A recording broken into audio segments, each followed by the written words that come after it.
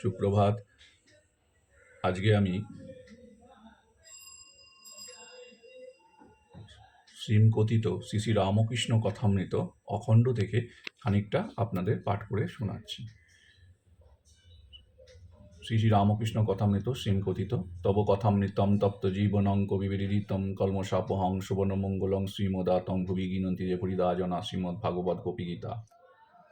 দক্ষিণেশ্বরে ঠাকুর শ্রী রামকৃষ্ণ। প্রথম পরিচ্ছেদ, কালীবাড়ি ও উদ্যান। আজ রবিবার, ভক্তদের অবসর হইয়াছে, তাই তাহারা দলে দলে শ্রী শ্রী পরমহংসদেবকে দর্শন করিতে দক্ষিণেশ্বরের কালীবাড়িতে আসিতেছেন। সকলেরই অবারিত দ্বার। যিনি আসিতেছেন, ঠাকুর তাহারই সহিত কথা কহিতেছেন। সাধু, পরমহংস, হিন্দু, খ্রিস্টান, ব্রহ্মজ্ঞানী, শাক্ত, বৈষ্ণব, পুরুষ, স্ত্রীলোক সকলেই আসিতেছেন। ধন্য রানী রাসমণি, তোমারই সুকৃতি বলে এই সুন্দর দেবালয় প্রতিষ্ঠিত হইয়াছে। আবার এই সচল প্রতিমা, এই মহাপুরুষকে লোকে আসিয়া দর্শন ও পূজা করিতে পাইতেছে। চাঁদনী ও দ্বাদশ শিব মন্দির। কালীবাড়িটি কলিকাতা হইতে 2.5 ক্রোশ উত্তরে হইবে, ঠিক গঙ্গার উপরে। নৌকা হইতে নামিয়া সুবিস্তীর্ণ সোপানাবলী দিয়া পূর্বাশ্ব হইয়া উঠিয়া কালীবাড়িতে প্রবেশ করিতে হয়। এই ঘাটে পরমহংসদেব স্নান করিতেন। সোপানের পরেই চাঁদনী। সেখানে ঠাকুরবাড়ির চৌকিদারেরা থাকে। তাহাদের খাটিয়া, আমকাঠের সিন্দুক,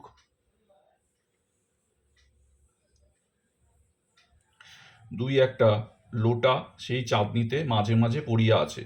পাড়ার বাবুরা যখন গঙ্গা স্নান করিতে আসেন, কেহ কেহ সেই চাঁদনীতে বসিয়া খোশ গল্প করিতে করিতে তেল মাখেন।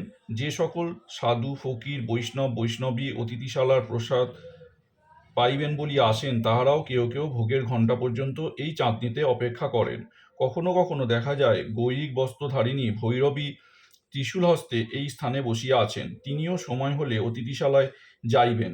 চাঁদনীটি দ্বাদশ শিব মন্দিরের ঠিক মধ্যবর্তী। তন্মধ্যে 6টি মন্দির চাঁদনীর ঠিক উত্তরে, আর 6টি চাঁদনীর ঠিক দক্ষিণে। নৌকা যাত্রীরা এই দ্বাদশ মন্দির দূর হইতে দেখিয়া বলিয়া থাকে, ওই রাসমণির ঠাকুরবাড়ি। পাকা উঠান ও বিষ্ণুঘর। চাঁদনী ও দ্বাদশ মন্দিরের পূর্ববর্তী ইষ্টক নির্মিত পাকা উঠান।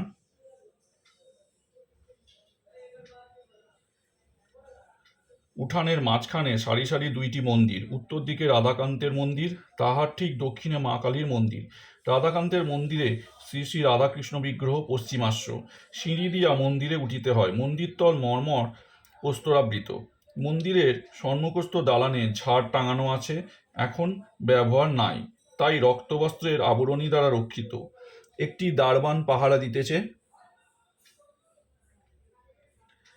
অপরাহ্নে পশ্চিমের রৌদ্রে পাছে ঠাকুরের কষ্ট হয়, তাই ক্যাম্বিসের পর্দার বন্দোবস্ত আছে।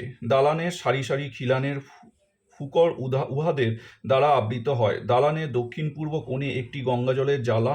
মন্দিরের চৌখাটের নিকট একটি পাত্রে শ্রীচরণামৃত। ভক্তেরা আসিয়া ঠাকুর প্রণাম করিয়া ওই চরণামৃত লইবেন। মন্দির মধ্যে সিংহাসনারূঢ় শ্রী শ্রী রাধাকৃষ্ণ বিগ্রহ।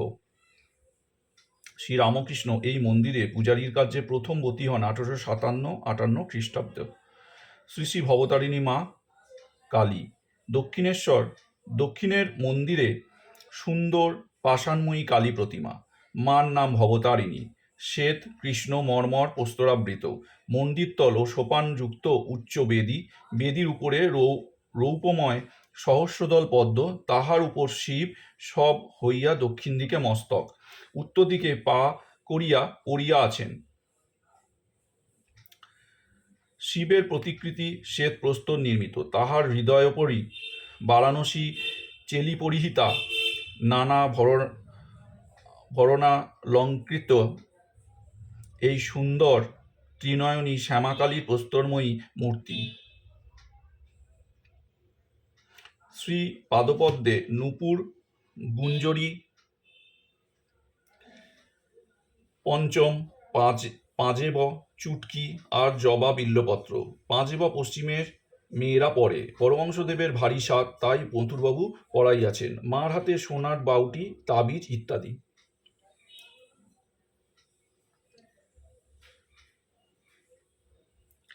অগ্রহাতে বালা, নারিকেল ফুল, পইচে, বাউটি, মধ্য হাতে তার, তাবিজ ও বাজু। তাবিজের ঝাঁপা দোদুল্যমান। গলদেশে চিক মুক্তার 7 নর মালা, সোনার 32 নর তারাহার ও সুবর্ণ নির্মিত মুন্ডমালা।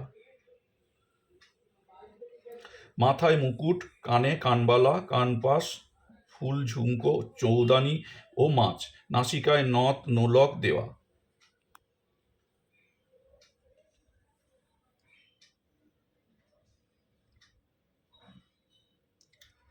ত্রিনয়নীর বাম হস্তদ্বয়ে নিমুণ্ড ও অসি, দক্ষিণ হস্তদ্বয়ে বরাভয়, কটিদেশে নরকর মালা, নিমফল ও কোমর পাটা।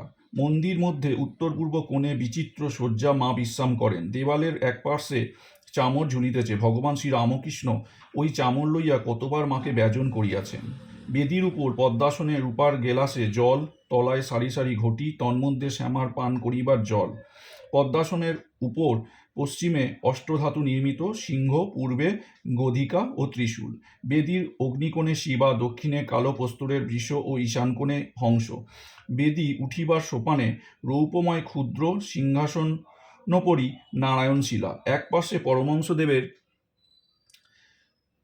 সন্ন্যাসী হইতে প্রাপ্ত অষ্টধাতু নির্মিত রামলালা নামধারী শ্রী রামচন্দ্রের বিগ্রহ মূর্তি ও বানেশ্বর শিব। আরও অন্যান্য দেবতা আছেন।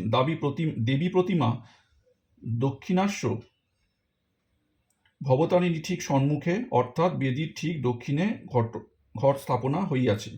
সিন্দুর রঞ্জিত পূজান্তে নানা কুসুম বিভূষিত পুষ্পমালা শোভিত মঙ্গল ঘর। দেওয়ালের এক পার্শ্বে জলপূর্ণ তামার ঝাড়ি, মা মুখ ধুইবেন। ঊর্ধ্বে মন্দিরে চাঁদোয়া, বিগ্রহের পশ্চাৎ দিকে সুন্দর বারাণসী বস্ত্রখণ্ড লম্বমান। বেদি চারিকোণে রৌপময় স্তম্ভ, তদুপরি বহুমূল্য চন্দাতপ, উহাতে প্রতিমার শোভা বর্ধন হইয়াছে। মন্দির দোহারা। দালানটির কয়েকটি ফুকর সুদৃঢ় কপাট দ্বারা সুরক্ষিত। একটি কপাটের কাছে চৌকিদার বসিয়া আছে। মন্দির দ্বারে পঞ্চপাত্রে চরণামৃত। মন্দির শীর্ষ নবরত্নমণ্ডিত। নিচের থাকে 4টি চূড়া, মধ্যের থাকে 4টিও সর্বোপরি একটি চূড়া এখন ভাঙিয়া রহিয়াছে। এই মন্দিরে এবং রাধাকান্তের ঘরে পরমহংসদেব পূজা করিয়াছিলেন। আজ এত অবধি। নমস্কার।